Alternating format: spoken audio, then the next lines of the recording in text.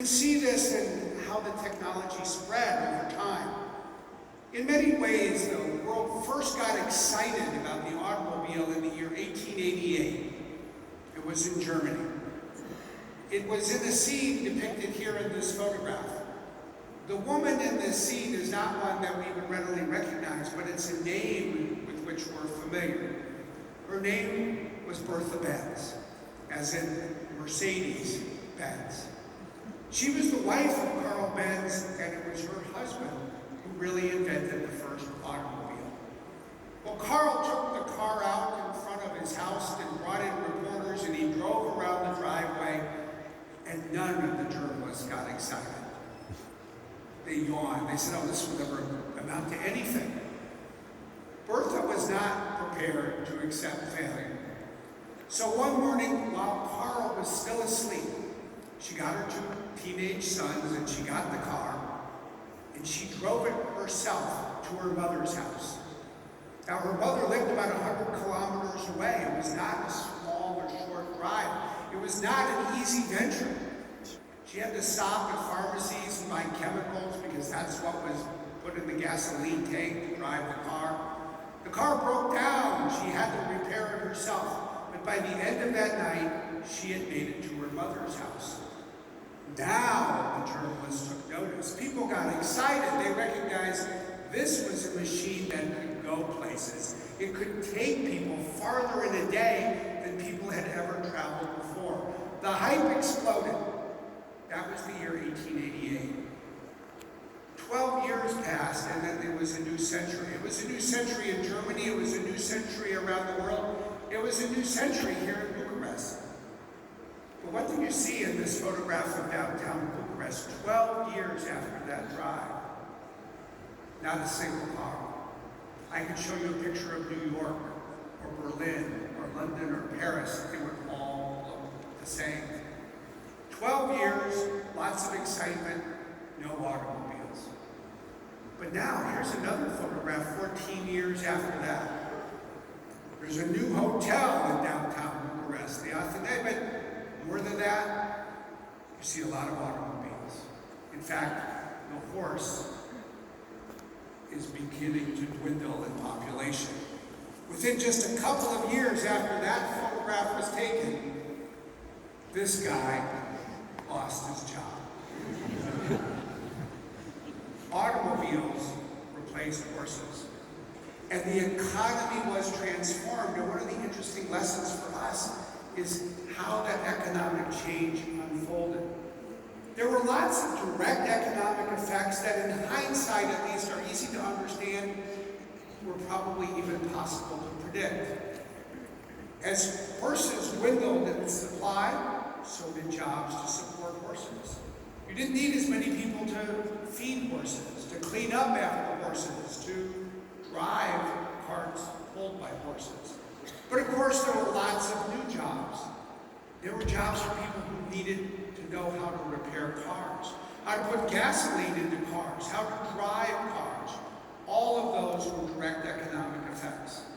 What is more interesting, I think, as we think about our future, is all the indirect economic effects. There was a new industry that was born around consumer credit. Why? Well, then as now, a car was really the second most important thing that people would ever buy in their lives if they were somebody who happened to buy a house or a flat. They had to pay for the car over time. They needed credit. So a new industry was born around consumer credit because of the transition from the horse to the car. Similarly, there were new jobs in the field of advertising. All of the corporate logos that we see in the world today, including that one for Microsoft right here, in some ways were born because of the automobile. Why? Because people were suddenly driving down a road at 40 kilometers per hour. They had to see a sign and recognize immediately whose product was being advertised. So new advertising jobs, new designer jobs were created in the world of advertising. But it wasn't all positive. In many ways, there was an economic upheaval. And in many ways, the indirect economic effects, in fact, even in hindsight, were difficult to predict. did. Because when there were fewer horses, farmers changed what they produced. Horses eat hay, people do not. So with fewer horses, farmers stopped growing so much hay. They grew more of the crops that people consume. Not just the food that people consume, but in a country like the United States, farmers grew more tobacco, they grew more cotton. But what happened was that farmers overproduced. The price of those crops plummeted. The income of farmers fell. They couldn't repay their loans to the local banks. The local banks couldn't pay their loans to the big banks in the big cities, and it led to a financial collapse. More than anything else, it's a powerful reminder that as technology unleashes waves of economic change, we all need to think about more than the technology itself. We need to work together. We need to be nimble as societies to adapt. That was the case a century ago. It will be the case over the next 30 years as well. But there are other ways that we can also think about where the future is going. Clearly, the world of work is changing. AI will change the world of work. It will change the nature of jobs. It will change many jobs themselves. It's a good time for people to think about how AI will impact jobs. Jobs really are bundles of tasks. And there are some jobs that have tasks that AI can perform well. And if AI can perform a task well, then that task is likely to be automated. So think about those things that I described at the front that AI can do well. Something like the ability to see, to analyze what is being seen, and to make decisions. And then think about what driving really involves. Mostly we rely on our vision. We look around, we see what is happening in the world, we make decisions to go faster, to go slower, to stop at a red light.